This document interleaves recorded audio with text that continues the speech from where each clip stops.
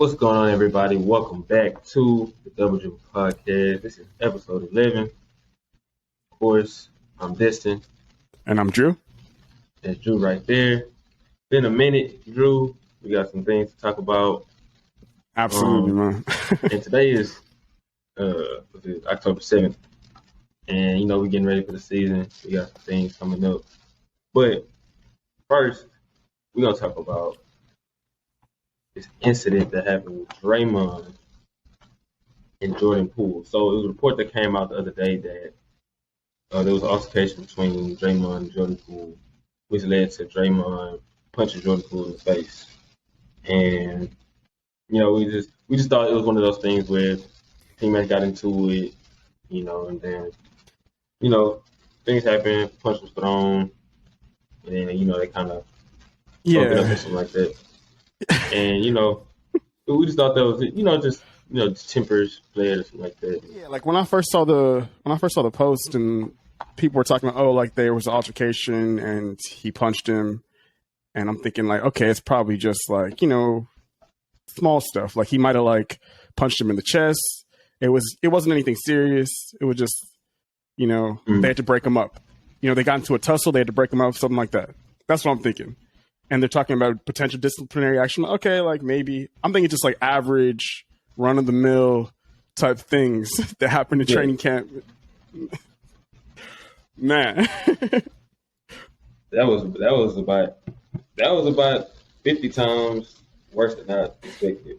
I did not expect to see a video at all. I'm like, they actually got that on camera. So like, yeah. Yeah, and it's kind of messed up that the video came out because it made everything worse. Things, yep. Yeah, it made it worse because it made the perception of Draymond worse and made perception of Jordan Poole worse. And then the memes start coming out. The internet is crazy. Like I saw that. I don't know what time it was. I was at the gym. I saw that, and I worked out. I came back, and then it was going crazy. I'm talking about millions, like views on the. I forgot who posted it, but that was wild. So for whatever reason, Draymond, he just fighting a teammate is something that we hear about. Like, yeah, it's pretty common.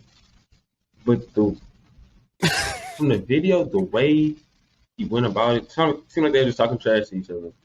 Draymond stepped to him, walked all in his personal area. Yeah, like if you're gonna walk with somebody and bump into them, yeah, obviously they're gonna push back, they're gonna do something. Yeah. Right? And it wasn't even like a strong, forceful push. He just kinda like back up, man, something like that. And then to lean in.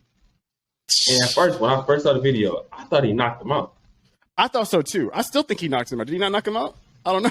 I think he hit him, like he rocked him, but then Draymond also leaned in and kind of brought him to the ground. But I think Jordan Poole was still conscious because I think really don't. He leaned in. Yeah, kind of. But the crazy thing is, we really don't know. Like that's like we saw all the coaches get around and jump on them, but like if he did get knocked out, they probably ain't gonna say he got knocked out because that's gonna make it look even worse. Like based on like when we heard the reports, we thought it was something minimal, not the most serious thing. But when we saw the video, we're like, oh snap! Like it wasn't just a sucker punch. Just the man just like he put full force into that punch, right? Yeah, like he wasn't even holding back. To lean in with that much force to your teammate, somebody you speak so highly of, and somebody you just won a championship with, like that's kind of crazy. I don't know what Jordan Poole may have said to tick Draymond off. I don't know. It was so I think it's going around like Draymond being jealous that he's probably going to be the odd man out on a contract coming up with the Warriors because he may have an extension coming up. Wiggins, Jordan Poole, who's emerging into probably a star player, and with Clay and Steph, I think they probably untouchable. Yeah, I'm pretty sure like Poole was probably talking trash because he probably thinks he's better than Draymond in some way, which in some ways he is, but Draymond probably took offense to it because he's like, probably like, you a young player. Who are you coming here? Thinking that you're not one of the Splash Bros. You're not better than me. Like, how you can't be talking down to me or talking back to me, even though it's kind of stupid to then take that to the next level and be like, all right, now I'm gonna go and just like straight up just knock you. Like literally, he tried to knock him out. It looked like he tried to knock him out. That was like a freaking Superman punch. It wasn't just like a stop talking to me like type of jab or something. Yeah, he leaned in and tried to. He literally did a Superman punch. When you sent me that meme or clip or whatever, I was dying, man. I was dying. Bro, when I saw that, I was man. Because what's crazy is like I wouldn't be surprised if the actual things that they were saying were somewhat similar to what was being like the contract. Voiceover. Yeah, it could be something along those lines. You didn't do that to Porzingis, like that. I mean, maybe Jordan Poole. Like I got a friend who lives in Milwaukee, and he said he knows like some of Jordan Poole's people. He said like Jordan Poole, he not like he like a bad kid or nothing like that, but he not just like he from like a like from No, I know. I see what you're saying. Yeah, like he don't go for none of that. Like he not just no uptight dude. Like he bought it. That's what I'm saying. So I don't know. If I'm Jordan Poole, I'm like, y'all better give me the max or get this man out of here. Man, I don't know. Give me the max. You saw Trae Young. He said Draymond trying to find his way to LA, and that's kind of crazy because how Draymond love LeBron. Whatever reason. Which is so wild because, like, what a change. Like, in 5 years, he went from, losing in the finals, punching LeBron in the nuts, getting suspended, and then being, like, talking trash to him, OD, and now, like, I guess, like, him and him, they're best buds. He praises him every chance he gets, puts him on, like, I was watching his podcast. It was episode 18. He said, welcome back to the Draymond Green Show. It's episode 18. That's exactly how many All-Star appearances LeBron James has. And I'm like, bro, LeBron my favorite player. I love LeBron. But God, Draymond. See, but, I wouldn't hate him coming to Lakers. You know what I'm saying? But hey, we'll see how this all plays out. But that was wild.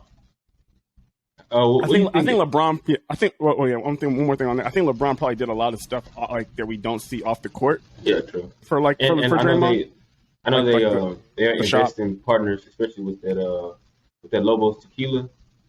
Draymond, he's an investor with that too. I know they made them a lot of money. Yeah, so he probably I'm pretty sure that's a big part of it. Like, and he's not just yeah, that too. Oh, so they got like a whole off-court relationship.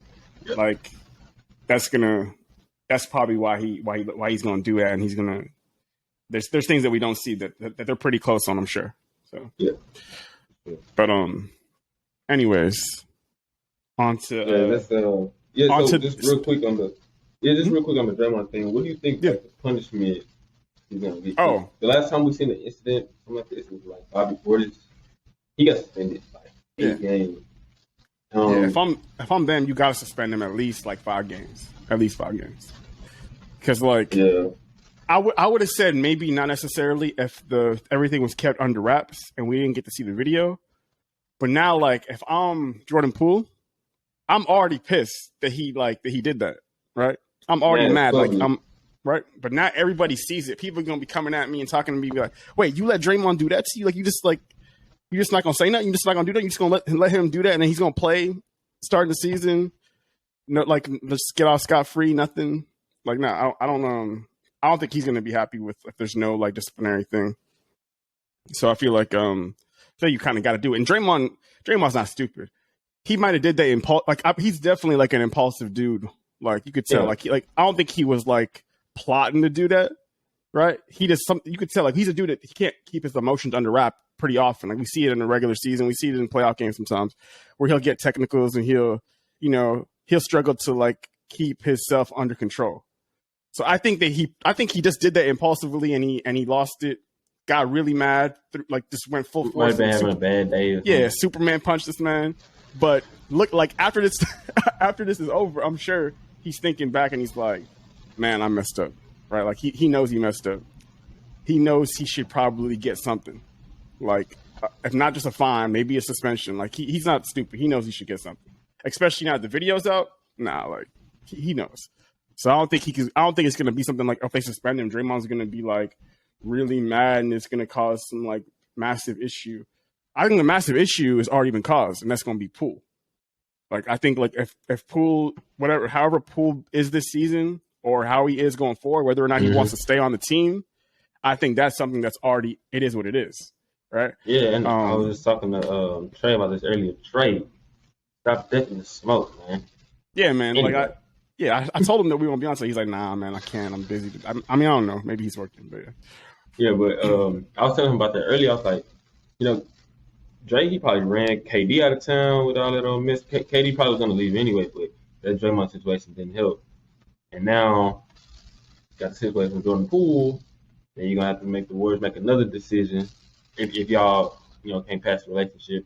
But I think the fact that the video got out is gonna make things worse. Like even they may try to patch it in house and everything, but Jordan Poole, he's young, he's gonna hit things from the outside, and it may sway his decision for free agency or restricted free agency, whatever that's coming up for him. And it's wild. He gonna get a bag from somewhere, from somebody, just from how talented and how good he is and the promise he showed. But we'll see how this plays out. I agree with you. I think it should be at least 5 games. It'll be messed up if Draymond missed ring night, but we'll see. To be honest, if I'm him, if I'm him. If a contract comes up and the team is offering me more than the Warriors, and somehow they're offering me a bigger deal, I'm probably going to sign it. Unless Draymond somehow just off the team, I'm probably going to sign it. I'm gonna be honest, because he's probably going to get a bigger opportunity as well. You got a championship there as a nice role player, Yeah. I mean, Draymond, I'll take him, But yeah, I bet you would take him. Yeah. But, take him over. You probably take him over Russ straight up right now. Over Russ? Yeah. I would. I mean, I think he provides things that Russ doesn't provide. I think Russ provides things that he doesn't provide. But the fact that Draymond is just an all-world defender, he has great basketball IQ. That's something we can use. But yeah, you can plug and play him easy. Like, oh yeah, maybe next to AD, that'd be crazy. But let's get to actual basketball. We can talk about this guy who is gonna be a part of the NBA very soon.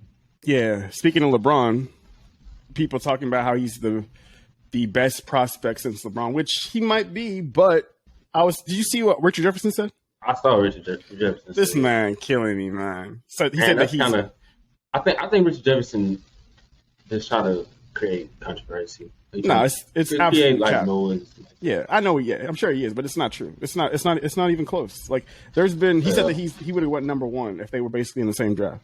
Basically, is what he's saying. He's saying Victor. Yeah, I saw that. Yeah, I'm like, he said LeBron would have went number 2. We have never seen, like, I remember when LeBron was coming out of high school. We have never seen anything like that. Yeah. The hype behind this man. I remember, and I wasn't even like that. I was into basketball, but not like, of course, like not like I was, like I am now. But I remember it. No, it was nothing like we've ever seen, probably ever. We definitely haven't seen anything close since then, but it's probably never been anything like that ever. Like, it was ridiculous for a high school player so far in advance of when he actually got drafted, right? That people were fully in on him being the number 1 pick. There was no debate. Yeah. There was no question marks whatsoever around who's going to be number 1. Like, I don't think it's going to be any now, but you can talk about that. But I don't think it's going to be any now. But I think to the level LeBron was at, I think it's completely different. Like, I think it was a little talk about Carmelo just as his team won the national championship and everything, but yeah. But like but like even with Carmelo, was the one he was on every magazine. They had freaking. Do you remember? I don't know if you remember these commercials.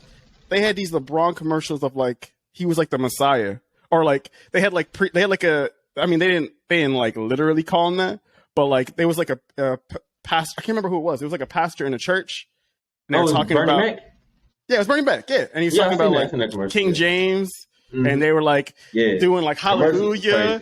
They were doing all kinds of like praise and worship. And then this man he like dribbling a basketball down the aisle of the church or something. I was like, man, like that's the type of stuff that LeBron was doing like at 18.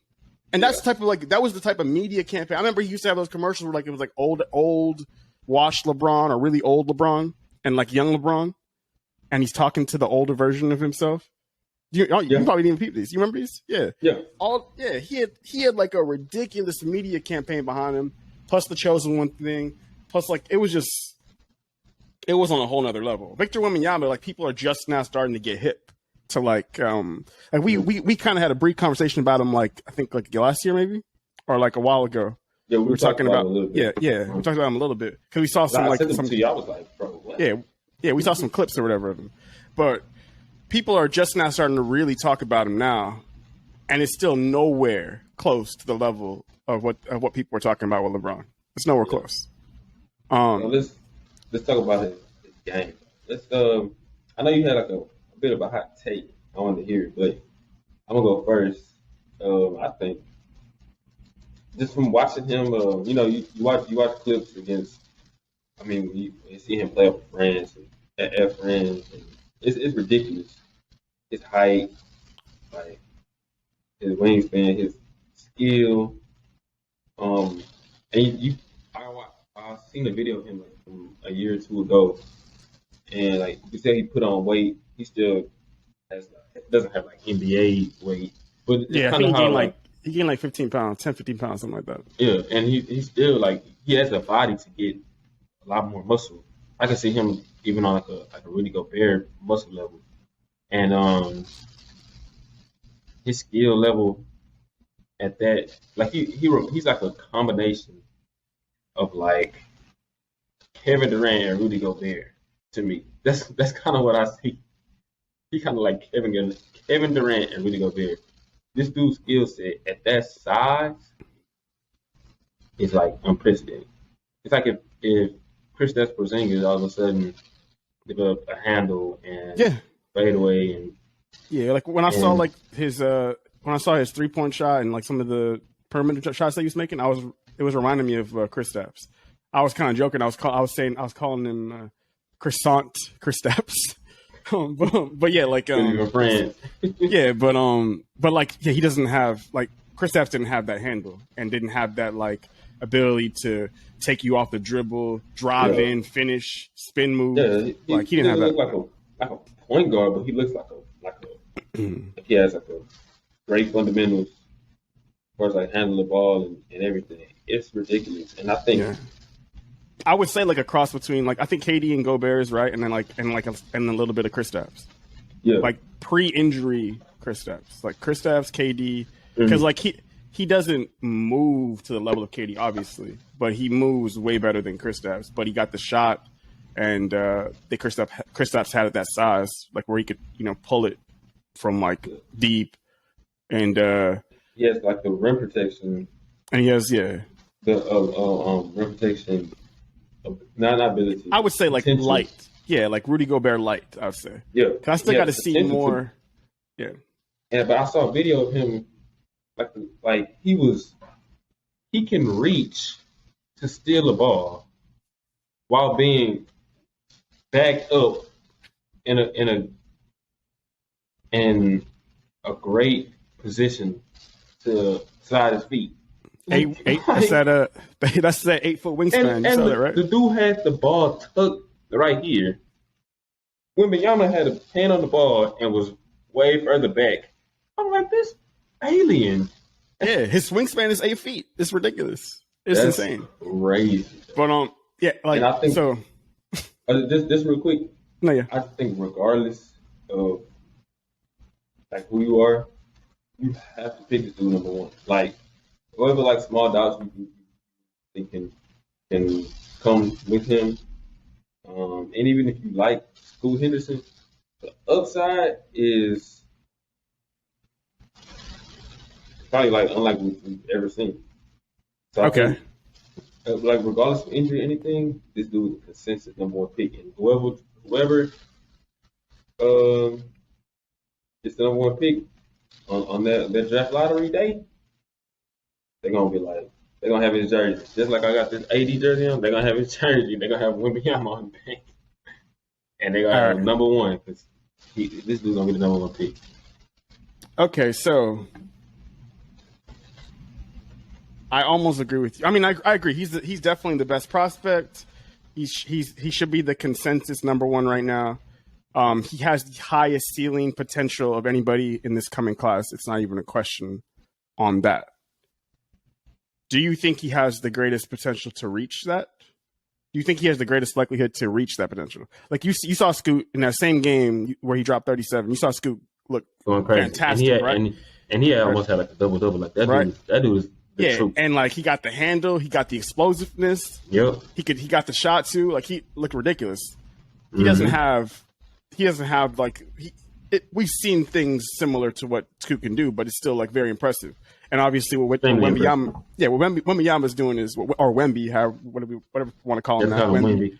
Yeah, Wemby. What he can do is obviously exceptional, right? We don't really see that come around very often. But if we're gonna like project out, so he gets drafted number one, he goes to the NBA. Do you think he's gonna become this thing? Do you really think he's gonna become this KD Gobert, Chris? I mean, let's just say KD Gobert hybrid, because Kristaps is not a good comp you want to put in there right now because we know how that ended up going. Yeah. but KD and Gobert, do you think he's actually going to reach that kind of hybrid superstar like that? Do you think that's going to be more like, or do you think that he's more likely to actually become like a Kristaps currently? Do I think he is going to be? And also, do you think that he has a greater likelihood to reach that potential over Scoot, who could maybe become like, I don't know, a top 5 guard in the league, or top, like elite superstar level guard, better than like, or on the level of the John Morants and players like that. Damian Lillard, Damian Lillard, which is a great player, not a generational player, superstar, but a superstar. Yeah. Yeah. I think, I think he will. Or are you asking, or like rhetorical? Or? Do you, no. I'm asking you. Like, what do you think?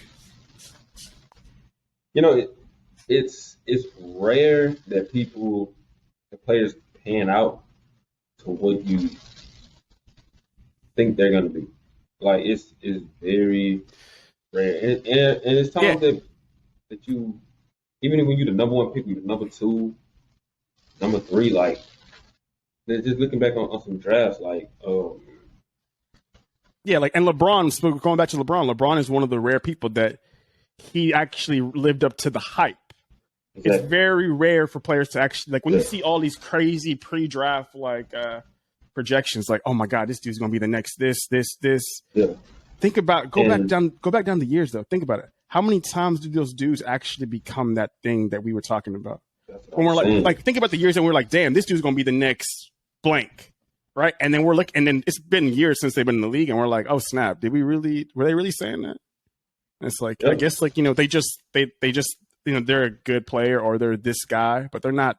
They were never that guy that we thought they were going to be, right? And it happens almost. No, I was just gonna say, and it's a number of things. It could be injuries, it could be just the team you drafted to, like the system they may have in place, or like your work ethic, everything. I mean, some of those are just excuses, but those are valid reasons why some people just don't pan out to. I mean, they can still have great careers, but just don't pan out to be what we think they'll be. But man, it's tough to say, man. It's tough. Just from thinking about that, but honestly, I think you have to take the risk. I think it's a little similar to Zion in a way. How people had questions about Zion with his weight and his injury. I think he had an injury before. Yeah, he had he remember his foot, like he like busted out his shoe or whatever. Yeah, he busted out his shoe. Yeah. And, his weight was a question at that size, and but the upside is something you just can't like. Hold on. I'm gonna see if this dude can get on. Look, he got this. Oh, I'm dead. What? Hey, you off though? yeah, I'm out. Yeah, I'm out. We was just talking about Vic right now. With me? Wembanyama. We talking about it right now.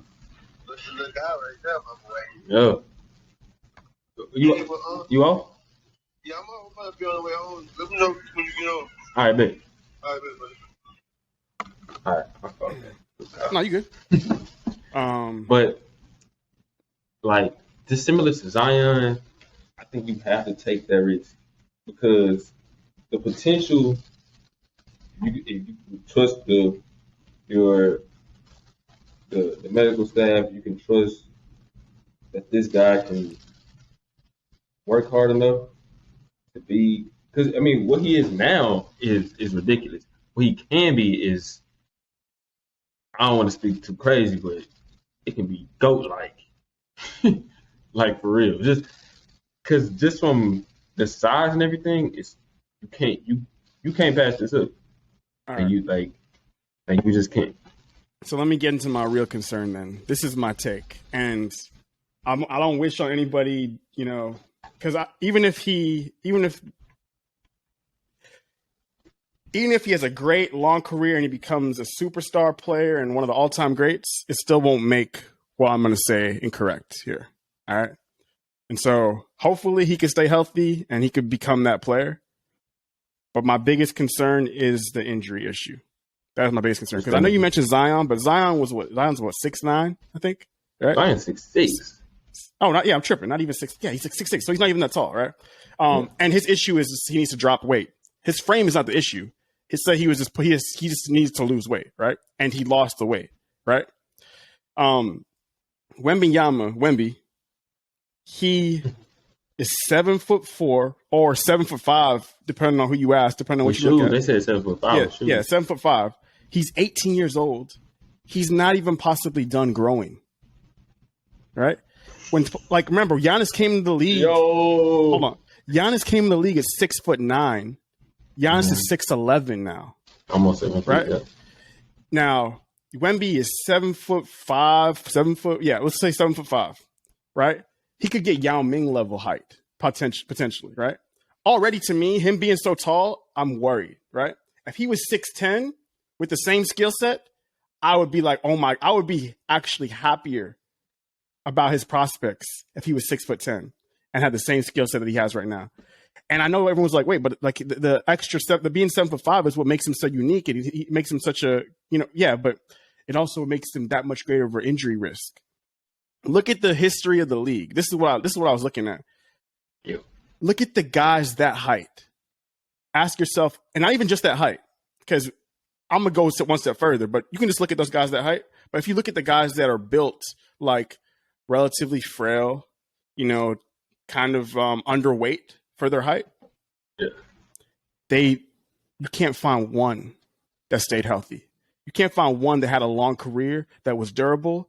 Every single one of those guys missed seasons, missed months at a time, were constantly dealing with injuries throughout their career, right? And so for him to make it to the NBA and become that, he has to not just be like, he has to be an exception, like a 1-in-1. Like he already is a ridiculous exception as an athlete and what he could do, but he has to become something that we've never seen before from a durability standpoint. Everybody that's like 7'3", 7'4", 7'5", 7'6", any of those dudes, either out the league, role players, or if they were main guys, they weren't able to stay on the court, right? Whether we're talking about, I'm thinking about Yao Ming, who was really good, but he only played 10 seasons. Yao Ming, his last season, last full season was not even 10 seasons. 09. So he got drafted in 02?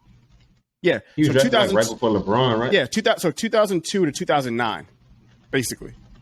Wow. Right? And then he broke his foot in that offseason after he injured his knee against the Lakers when they lost that series in the second round.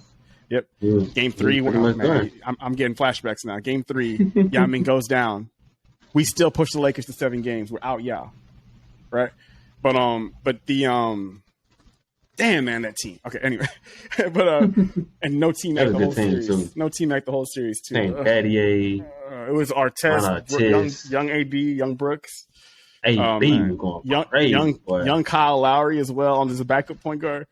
Was Scola on that team? Scola was on that team. Carl Landry, when he was still relevant, was on that team. Carl Landry. Man, that team had so much depth, and they just couldn't keep the stars healthy. Yao got injured in the playoffs. Tracy was hurt. Tracy was out for the season before the playoffs even started. But anyways, let me get off of that. I'm just start crying. Yeah, but yeah, like you go back to like the most recent one we have is Kristaps, right? Kristaps came in, he had that unicorn potential. People were talking. And then like once he got hurt, he has not been the same player since, and he hasn't been able to stay healthy since. He's also like that mobility that he had in New York, he does not have that same mobility anymore. All right. So one of the things that made him special is gone, and he also can't stay on the court. He gets injuries every year, recurring stuff, just all kinds of things, right?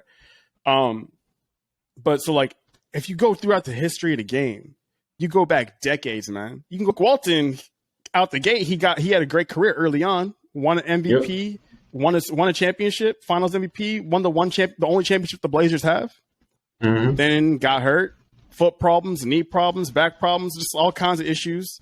Could not stay healthy. Ended up becoming a role player, and was. I think he ended up winning another one, but that was probably with the Celtics. He won with the Celtics, but he won as a role player off the bench. Yeah, right, and he wasn't at all the same player.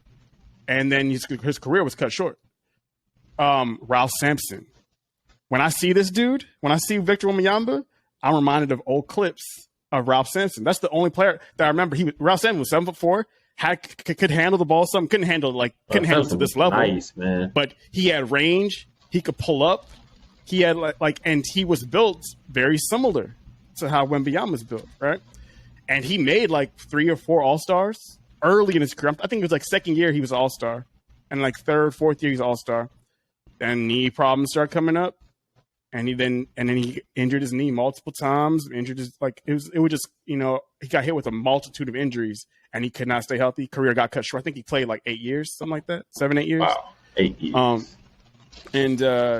And he's in the Hall of Fame, but the only reason why he's in the Hall of Fame now is because.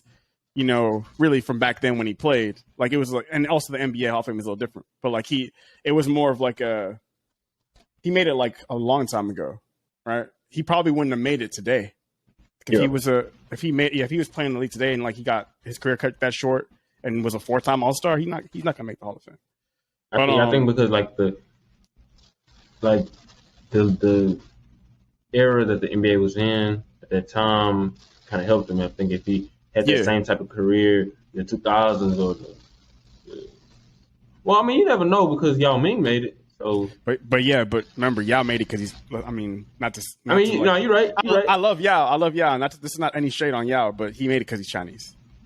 That's the reason why I made it because it's because of what he means as a Chinese. Because remember, it's not just the NBA Hall of Fame, and everything. It's the Basketball Hall of Fame, and he plays for the Chinese team every single during his career. He played every single season for them.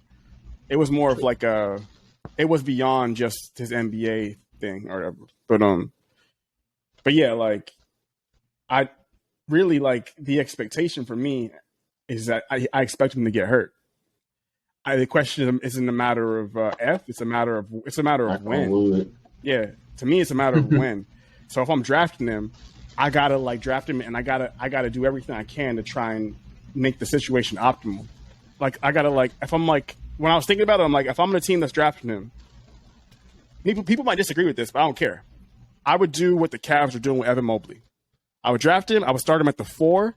At 7'5", I would start him at the 4, at least defensively, whatever. And I would have another big at the 5, a traditional big man at the 5, to at least start his career, his first couple seasons at least. I don't know, and we go from there. But I would not want him to regularly be having to be a rim protector full time or a defensive anchor at 19 years old or whatever. I think he's gonna be 19 when he gets drafted. So at 19 years old, I do not want that because I could see situations of him I could see him getting hurt so easily. Like people like underestimate like how much they still do let a lot of contact go in the NBA when it comes to in the paint.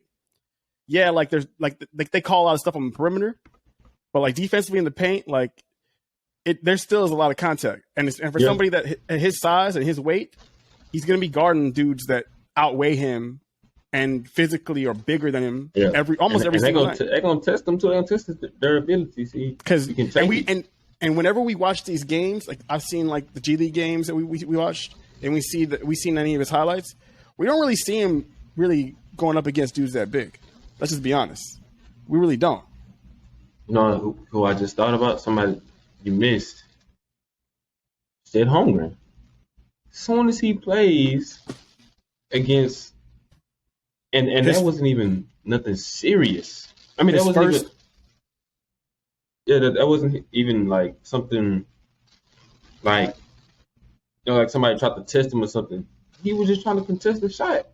Going against LeBron James. Broke his foot. On a summer run in the offseason, all of a sudden, he's out for the season. And that was his first game against NBA grown men. His first game. That's crazy. And he's not 7'4", 7'5". He's 7 foot. Like Chet Holmgren. I thought he was about like 7'1" or something like that. But he might be 7'1". He's super tall with that, that great skill set and everything. But he got that slender, narrow frame. Yeah. Very, very skinny. I think he was like barely 200 pounds, like 195. I think Vic is a little more. Yeah, Vic is like 215, 220, I think. But he's 7'4", 7'5", and also he has much better, or I'm not gonna say much better, but he has more perimeter skills, like when it comes to his handle and his ability to just like it's ridiculous. But when I see that, I'm amazed from the offensive standpoint. I'm like, what all that he can do. But I'm like, I get so worried that when he's on an NBA team, I'm gonna be shook every time this man gets contact on a shot. Anytime this man drives in the lane and somebody fouls him, right? Because he's not just gonna be posting up; he's gonna be taking dudes off the dribble because he's gonna be utilizing that skill set. He's gonna be pulling up. He's gonna be doing it all. And a player with No, go ahead. Yeah, and a player with that skill set, we're not asking when he comes into the league, we're not asking him to like become a really solid role player. We ask him to eventually, if not, hopefully not right out the gate, but eventually become a franchise dude. That means he's going to have high usage. He's going to take a lot of shots, and he's going to be a lot of plays are going to be going through him. It's going to be a lot more minutes. He's going to play more basketball than he's ever played, and he's going to be, guarded more than he's ever been guarded, defended more. He's going to get more contact. Yeah. And so he's going to be asked to do more, and he's going to be in more situations to get hurt. More situations. And this is already with the fact that all these other dudes in history got hurt. Like Yao Ming, Zadrunas Ilgauskas. I'm thinking of guys like in the past 20 years. And Mark Eaton. And here's the thing. Those dudes, they played like traditional bigs. They were ground bound dudes, right? Those dudes you think that helps in his favor then? No, I think it doesn't. I think that I'm more concerned because he's doing so much. He plays from the perimeter all the way to the hoop, right? So he plays like outside in. Yeah, like he playing like an AD type of territory, right? Yeah.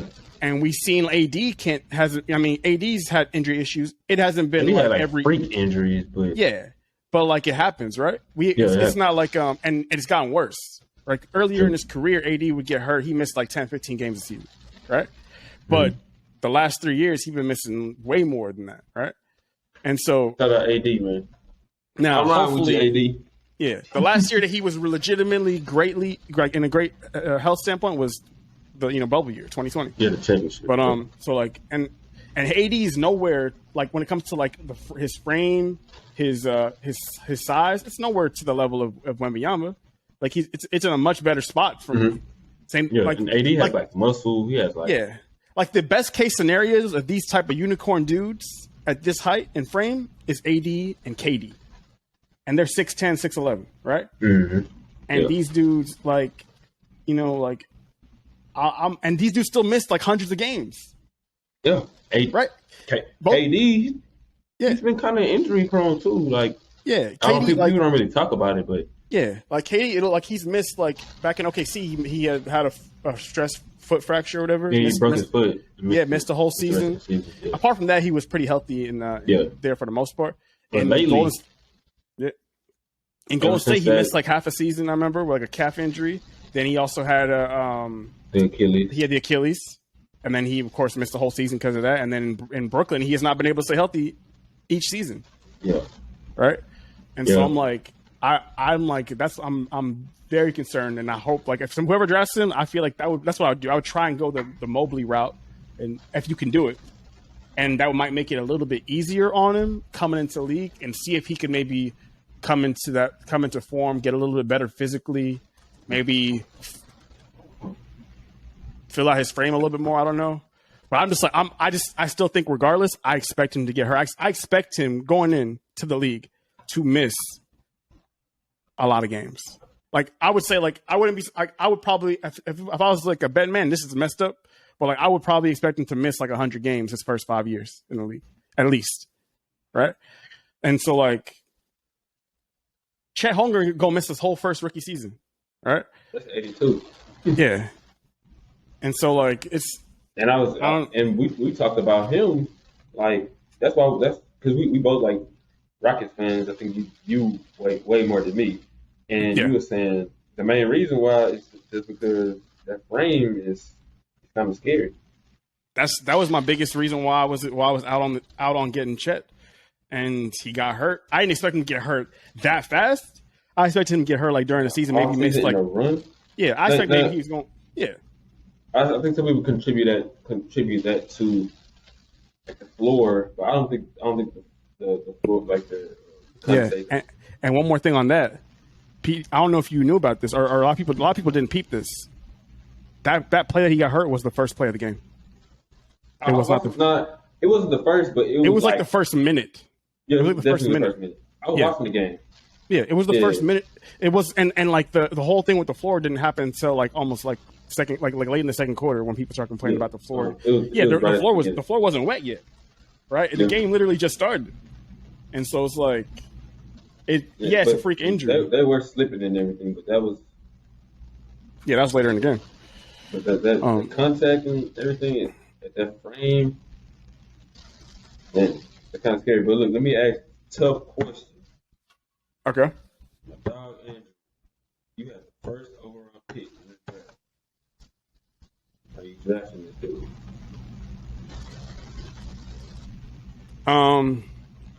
Here's the only. I would say it's a maybe right now. I got to see one thing. I got to see how Scoot Henderson looks going. Like if he continues to like look amazing going forward. I feel like right now, I would say that Wemby is the clear number one prospect. But if Scoot Henderson has a great season like with the G League, and he just looks like a monster, and let's say Victor gets hurt this year, right? Let's say he has an injury. I'm drafting Scoot. And let's say he doesn't get hurt, but I'm still highly considering drafting Scoot because this is something I didn't mention on the thing with Wemby. So, do you know he's already injury prone? Do you know that? So, this is something you should go check out because you're gonna be like kind of surprised about. A lot of people, I feel like this is something that people aren't gonna talk about as much because it's so amazing to look at what he can do. You don't want to just talk about the negatives and like the potential for injury because it's like it sucks, right? But he like the last 3 years he's gotten injured. He's missed a bunch of games. Like 2022, 2021, he's been playing since he's like 16, right? He's been playing in the Euro leagues against like a lot of like grown men, but he missed Eurobasket because he had an injury. He had it was like a back muscle injury. He missed Eurobasket and he missed the playoffs with the French team. Remember when we saw Eurobasket, we saw Rudy Gobert playing. Why didn't we see Victor? Because he was hurt. All right. Then not only that, this past season with his French team, he only played 33 out of 76 games. And why did he only play 33 games?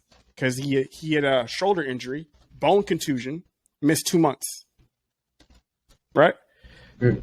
And then the year before that, he had a stress fracture in his fibula, right?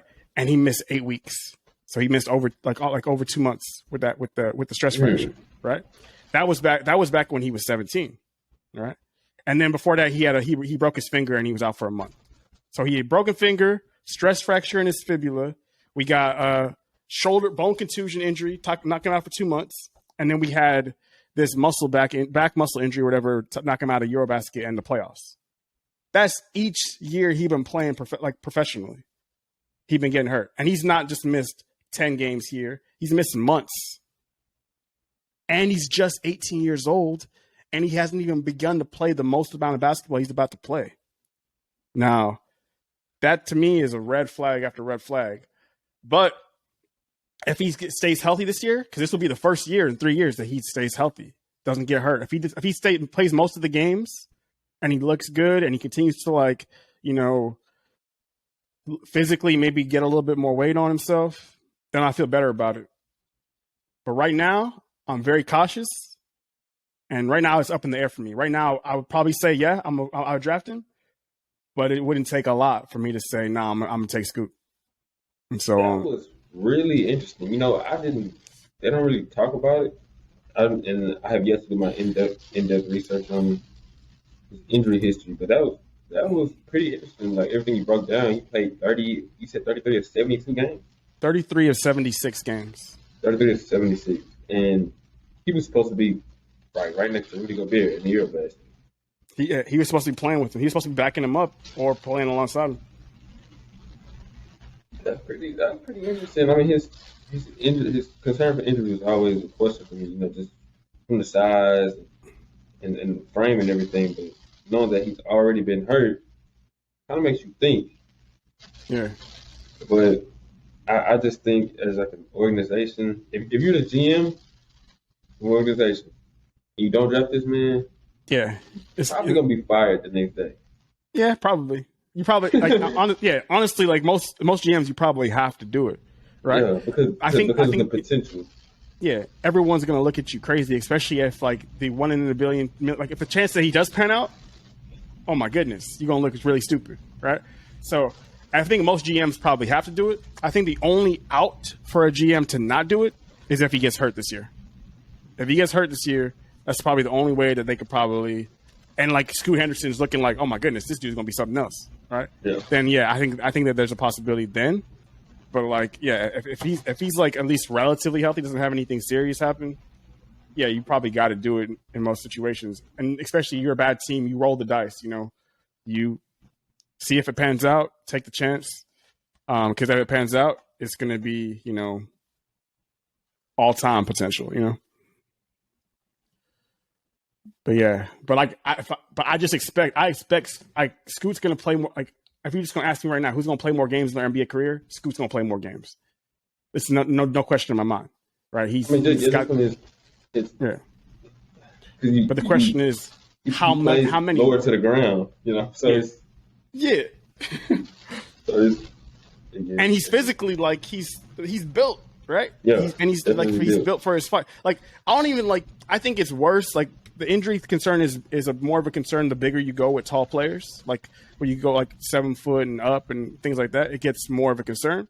But like anybody that has a small frame, really at any size, is more susceptible to injury. Like you love Lonzo. Lonzo's your dude. Yeah. But let's be honest, Lonzo's a really relatively frail dude, right? Like since he's been in the league, like his frame, like he's gotten a little bit better. He's put on a lot of weight. He's put on weight. Like he put on a lot of muscle, but I think his legs on down is his knees. He has a lot of issues. Like one of the that to me would have been one of the concerns of Lonzo, and he's not 7 foot. He's what 6'6", 6'7". So I think he's like 6. Yeah, and so like, and he has so anybody could have injury issues, but it becomes a bigger concern when we're talking about these like 7 foot unicorn freaks that are just like and then all have injuries. Like it's not one that has been an outlaw. And I asked one of my friends, I was like, so like, can you name one exception to like that happening, to like that rule of guys like just like, and the one exception he gave me, he said Giannis, man. And I'm like, I don't consider Giannis that exception because Giannis, when he came to the league, he was 6'9". Yeah, he had to put on some weight, but as Giannis got taller, and he's only 6'11" now, but as he got taller, he put on crazy amounts of muscle, right? He literally did something we've never seen anybody do ever. Like Giannis came in as like a wing. Now this dude is a yes, I forgot about that. Yeah. Giannis was also playing as a guard basically on the perimeter. And then he developed as he got bigger and put on muscle, he started playing more as a big on D, right? He started playing more as a big in the paint. Like he could do a little bit of both now. But he wasn't playing like that when he came into the league. And also, Giannis being so durable, he literally became the opposite of what I'm critiquing, right? He literally became something else. He became a physical, like built, shredded Greek god, looking dude, right?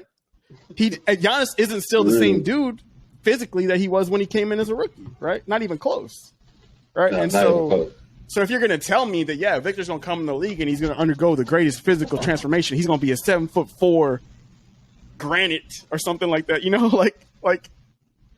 then just looking at his brain, his body, like it's certain people like players you can look at and be like, okay, I don't see him putting on like that type of muscle just from like his shoulders and everything. But other people, if you put in the work, get the right diet and everything, he can put on a lot of muscle. You got to be committed to the grind and everything. Like, okay, like Brandon Ingram. I can see Brandon Ingram kind of filling out and getting as much muscle as he has now. But being like a Giannis type, I didn't.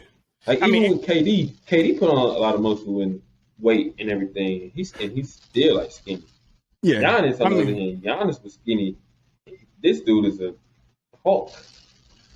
Yeah. So.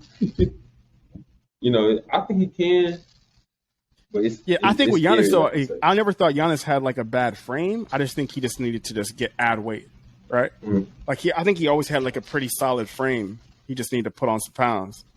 KD always had like a slight frame, even when he's put on and like same thing like Ingram. Ingram always still has kind of a relatively slight frame, even though he's put on weight. And also, Ingram has had issues staying healthy as well. Like. He's had a lot of injuries. Like it hasn't been KD level yet. Hopefully, he don't get to that point. But he's been missing he probably missed. I wouldn't be surprised. He probably missed 100 games already. If I had to guess, probably. I don't know. I haven't even looked at it, but I'm just off the top of my head, I wouldn't be surprised. Let me see. Brandon Ingram. How many games has he played each season? Let's see. Ingram came in. And he was what? So 2016. He played a lot of games. Yeah. So he played basically his whole rookie. He played 79 games. Okay. Second year, played 59 games. Third year, played 52 games. Fourth year, played 62 games. Fifth year. That fourth year, the season was cut short. You're right about that. So he only missed probably 13 games because it was 70. Yeah, you're right. So scratch that year. So first year he missed over 20 games. Second year he missed 30 games.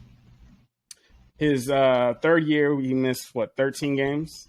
Fourth year he missed 21 games. That was year before last. Last year he played 55 games. No, I think so. It's a few exceptions with that one. So the fourth year, like you said, I think it was only 70 games that season, or 72? I think that was. That was a bubble year. So the bubble year he was pretty healthy. That was the year he was an all-star. He was really healthy that season. That was 2020.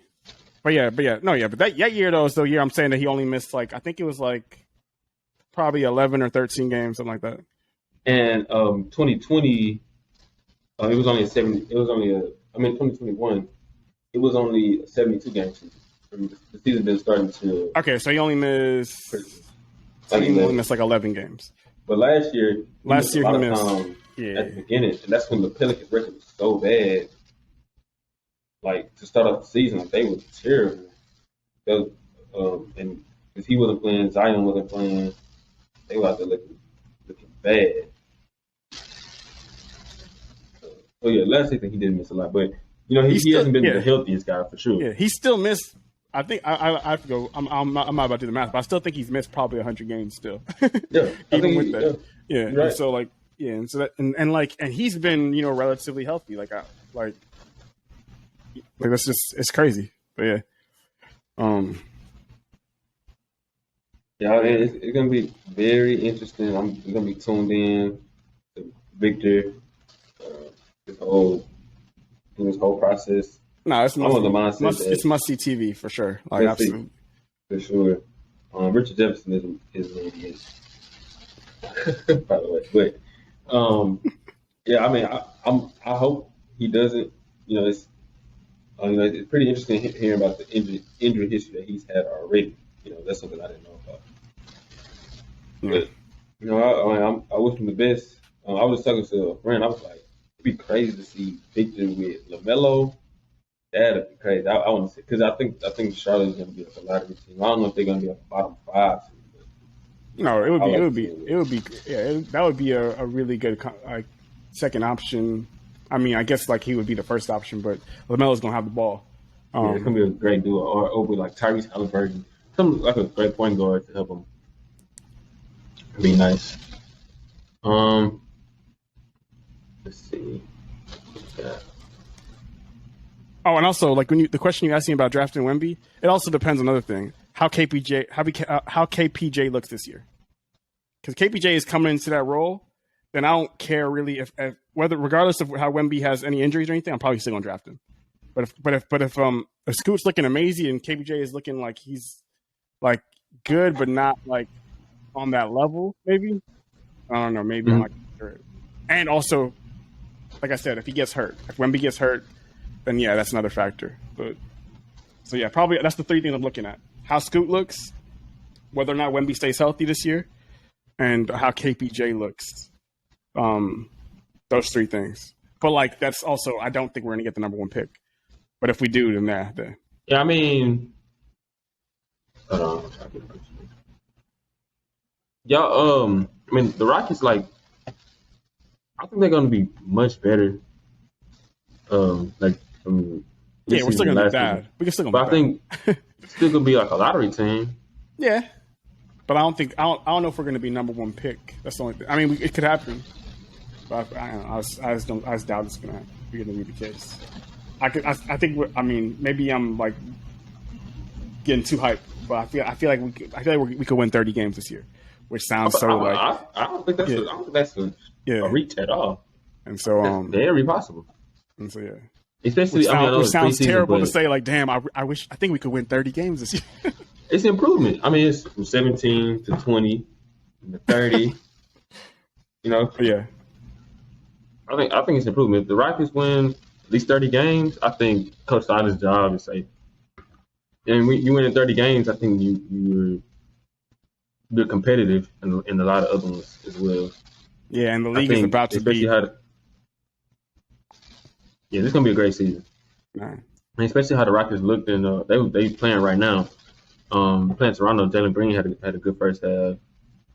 But especially how they looked in preseason, their first preseason game. I know it's San Antonio, but it just showed what everybody can do, what everybody can bring to the team.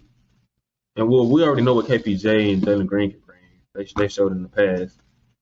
But with Tyree Eason, with Jabari Smith, this dude is like, they say he can be like a 6'10" Klay Thompson. And like maybe. It's possible. He's much better on defense than I thought. Defensively, he is so versatile, man. Like he is. Yeah, like, and this dude can let that thing go.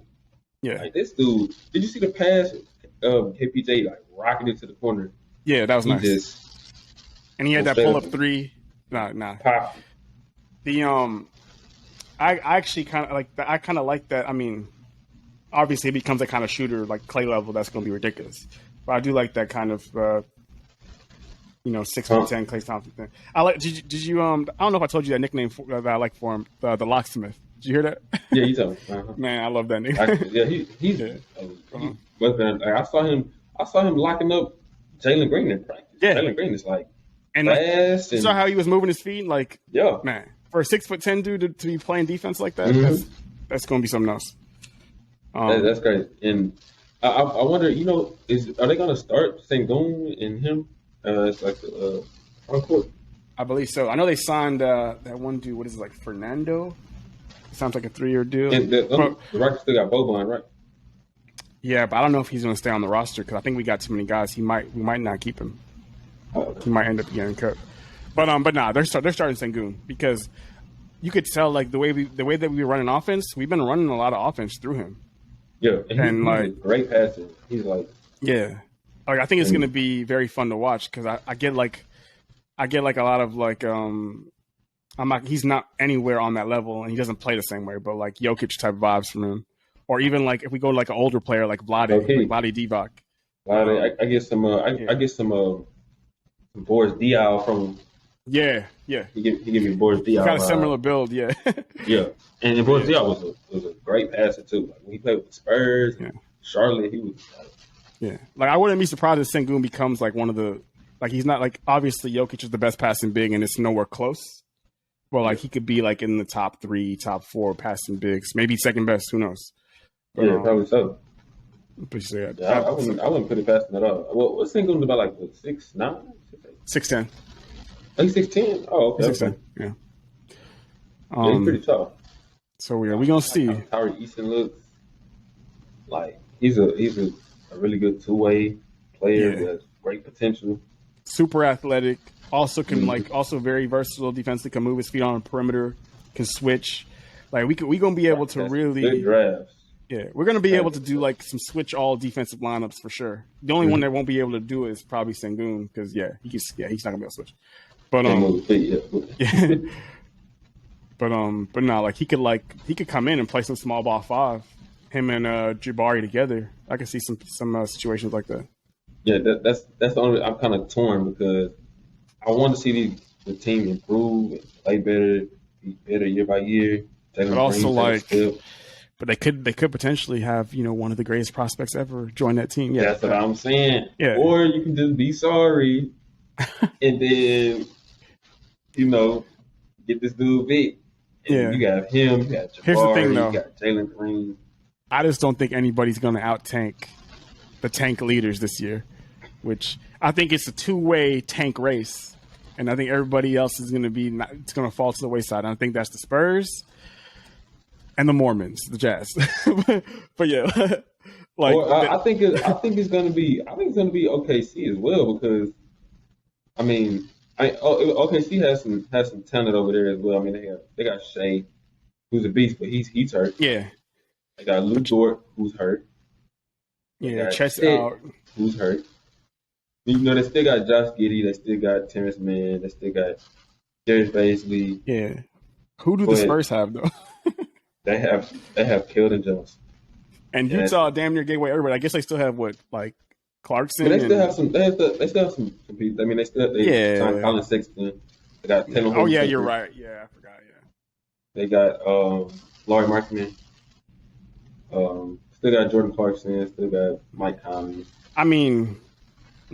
Conley's getting up there though, and I want to see what they're gonna do because you got Colin Sexton, who's your point guard.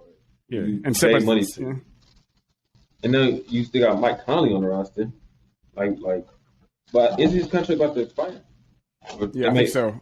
Yeah, I think he can't have much. To a playoff team or something. I feel like almost that whole roster is going to get gutted by like the end of the year. Like all those vets are going to eventually just be gone. Started with Gobert. Actually, it started with Royce O'Neal. Yeah, we see what Danny Ainge is trying to. He's trying to basically force the tank. He's trying to make it happen. Yeah, I think he saw Victor Wembanyama and said yes. Yeah, like Royce out of here, Gobert out of here, Donovan out of here. All right, who else can I get out of here that's going to make us too good? Like I need to get somebody else out of here. I think that's a part of his plan. He already got picks out the ass from the Gobert trade, and also like they loaded on picks. I think he's going to try and get rid of some other contracts and make them just basically play their way into that conversation for the top pick. But yeah. While with the Rockets, I don't think that we're trying to lose. We're trying to develop these guys. We're gonna be trying to win games. They're gonna, they're gonna be showcasing what they can do, and they're all like, second, third year guys. I mean, Jabari's also. I mean, he's his first year, but like they're. It seems like they're gonna be going on an upward trajectory. Like I don't think they're gonna be winning less games than they won last year. I would be very surprised if that's the case.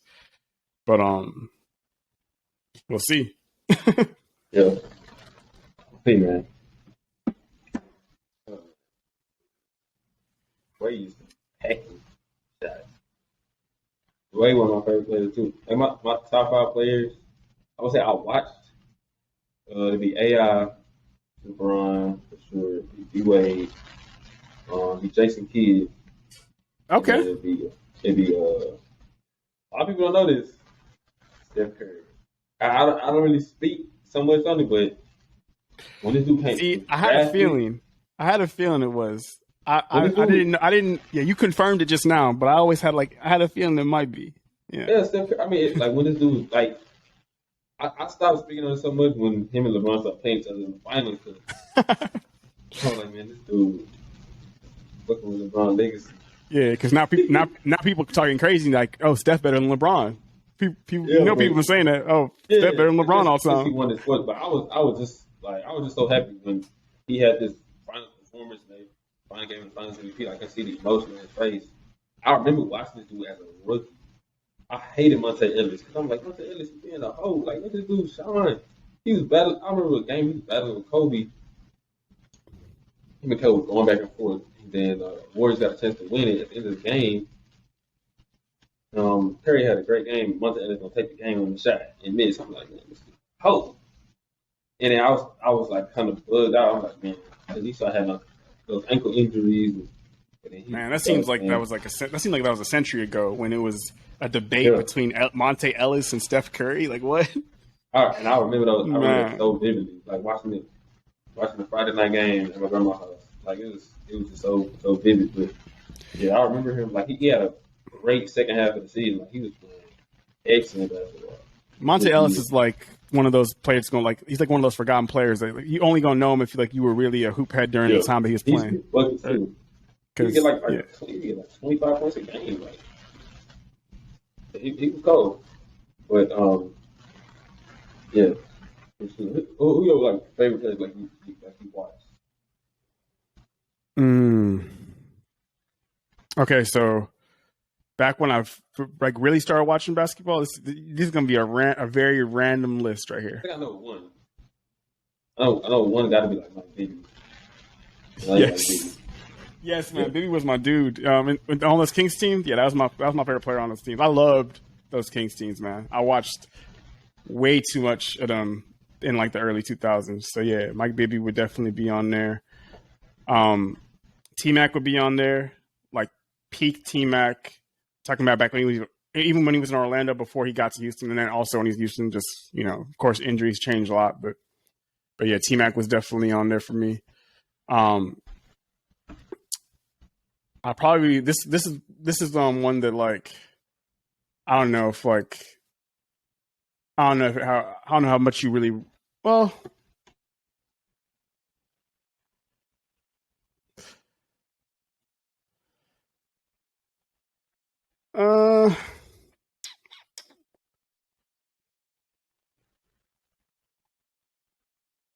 KG. Really? Yeah. I didn't know you was a big KG guy. Nah, I was a big fan of KG. I don't ever really talk about it because I also kind of like hated on him sometimes. but no, I did like KG a lot. I liked him a lot as well when he was in Minnesota. Like I feel like KG is one of those players that I feel like got like a raw deal in a way, like as far as like how he's viewed all the time. Like, I mean, he's still viewed as a great player, but like I feel like so much could have happened to change his career like outlook. Yeah, man. Like I feel like if he had some better teams, better rosters, like he would be viewed as a completely different player. Like to me, KG was like the first unicorn before like some of these guys. Like I know like AD's probably considered like that first unicorn now, maybe. I guess maybe KD, but I don't feel people weren't really saying unicorn or those type of things. I think it's probably AD now. But I feel like KG was probably that guy. Like he was doing things at his size that people didn't really see players doing, right? And like a lot like, on the perimeter and handling the ball, being a great passer, great passer on the perimeter too. He is, and his passing. I feel like his passing doesn't get talked about a lot. He was a great passer as a big. I really loved watching KG in 2000s. So, yeah, and I also like I always like I wanted him to have like better teams, and then like when he finally got to Boston, it was kind of late in his career, but yeah, like I enjoyed watching KG a lot. I'd probably say those are probably like my three, probably like guys like I really would like tune in to watch regularly back then. Now, I mean, like, yeah, this past decade, Harden, of course, is going to be in there now. And like, who would I probably say is like fifth? Dwight Howard. Nah, not Dwight.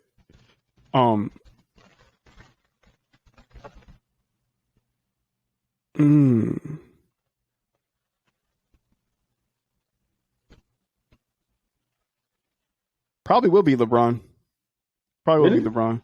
Yeah. Even though I'd be knocking LeBron sometimes. I mean, yeah, I love watching LeBron play. I'm not gonna cap on that. So yeah. I probably would put now like I love watching a lot of role players, like random guys that like are just forgotten. That's me too. Yeah. So if we're talking I'm mentioning like superstars. Or like okay, Bibby's not a superstar. But majority of those guys are like superstars. Bibby is just a special case, just like because like I think I told you this before. Like I literally have the same like I was told this like I have the same like form as Bibby on his jump shot. Like I don't know, you never told me that. I don't know if I told you. A lot of my friends told me like literally like the way I shoot is like the same way as him. Like this is a long time ago, but yeah, like I just like I loved watching this game, and I still feel like he is the biggest All-Star snub for me in NBA history. He's the biggest All-Star snub. I feel like he should have made at least a couple All-Stars, but anyways, forget that.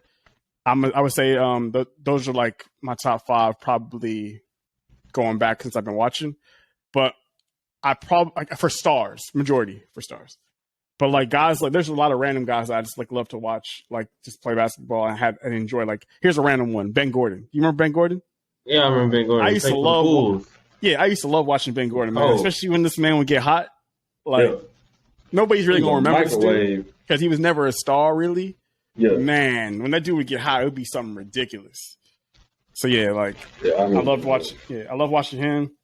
I loved like I'm pretty sure you know this. Like I mentioned before, I love Shane Battier. Like I loved watching him play, especially on defense. Yeah, like I love the way like he defended.